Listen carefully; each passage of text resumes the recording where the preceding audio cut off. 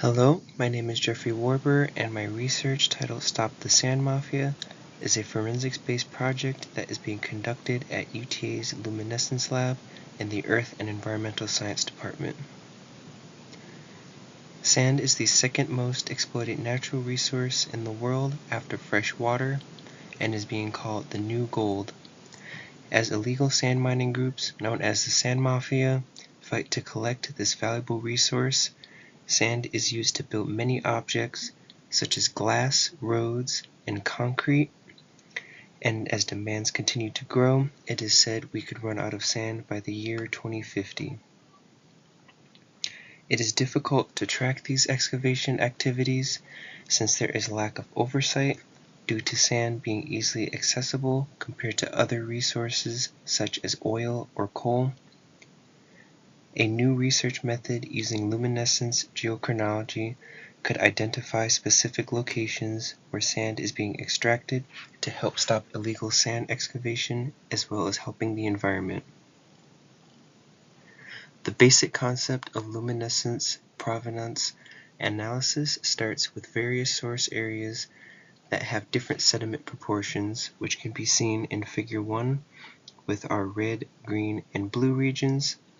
And as the sediments of these regions are flowing downstream, we can collect the sediment at the end of our stream and analyze the grains, such as quartz or K-feldspar grains.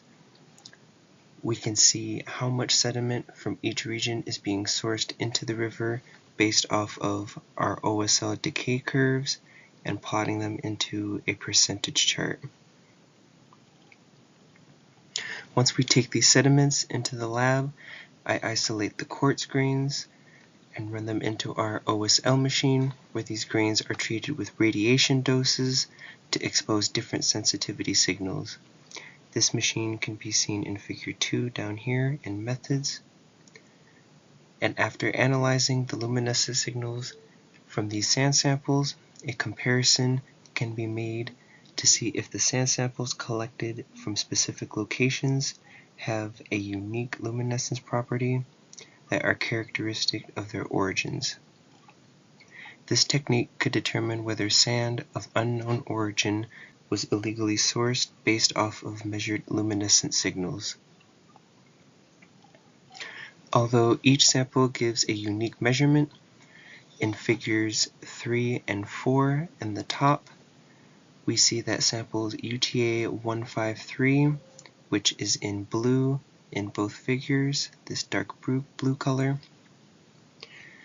This sample comes from the Colorado River and shows the brightest luminescence feedback and has a different thermoluminescence curve. This is due to the river location, which can be seen in Figure 5 with this magnifying glass. The Colorado River flows through the Llano Uplift, which can be seen in Figure 6.